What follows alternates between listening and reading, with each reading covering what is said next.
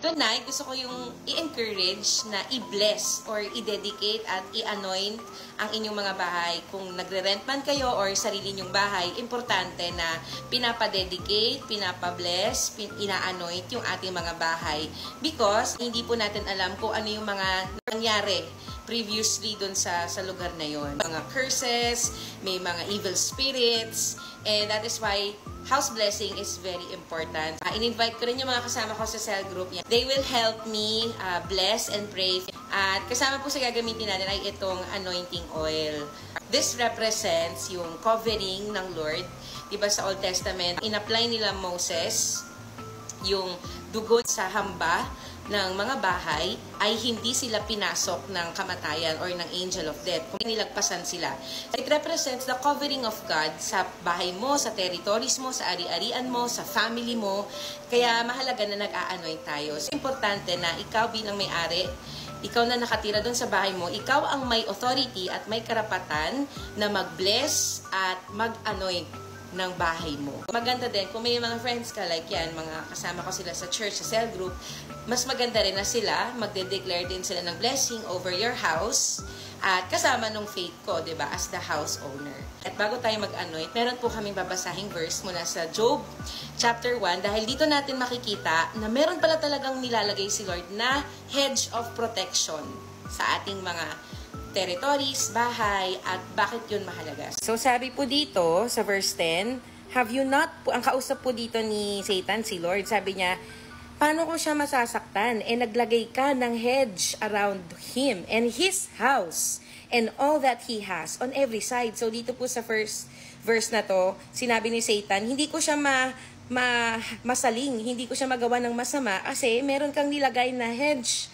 of protection sa kanya, sa bahay niya, at sa lahat ng meron siya. Ano pa yung ginawa daw ni Lord? You have blessed the works of His hands. Pinagpala mo lahat ng ginagawa ng kamay niya. Lahat ng pag-aari niya ay in-increase mo. So dito po sa verse natin makikita na meron pala talagang nilalagay si Lord na hedge of protection sa bahay, sa territory, at binibless niya ang ating mga pag-aari.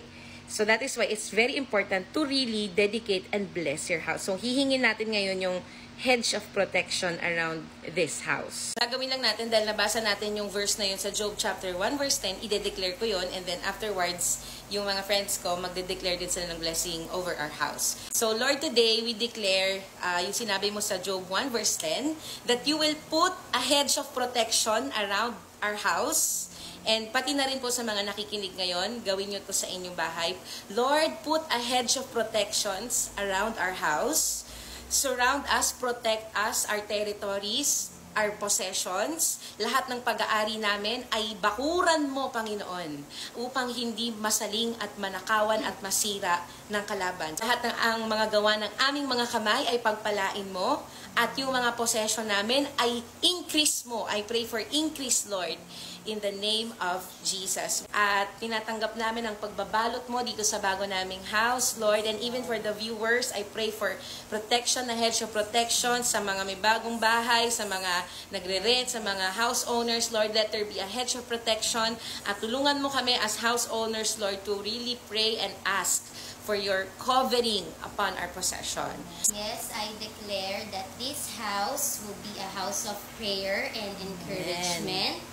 And this house will be fruitful in all areas. Amen. Financial, emotional, physical, spiritual. So magagamit tong tahanan na to.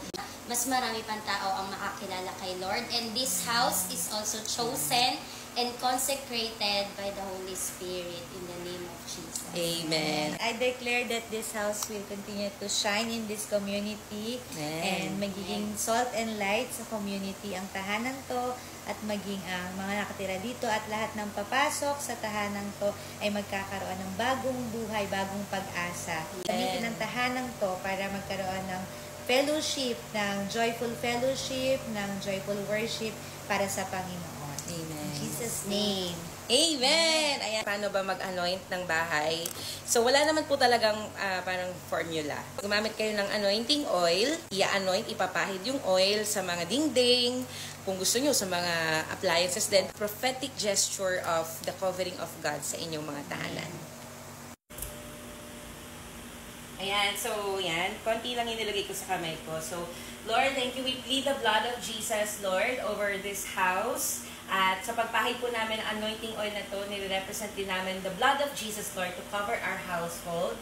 And thank you, Lord. We apply, we cast out every evil spirit, every evil activity, every curses dito sa lupang to, sa bahay na to. We ask for the cleansing of the blood of Jesus upon our house, sa bawat area, sa bawat sulok po ng bahay na ito, Panginoon, ay dinededicate namin sa iyo. At sinasabi namin, liwanag mong maghahari, pagmamahal mong maghahari, at walang sakit, walang pagnanakaw, walang kasiraan ang makakalapit at makakapasok sa aming tahanan, because this house is yours, Lord. This house is covered by God. This house belongs to Jesus. In Jesus' name we pray. Amen.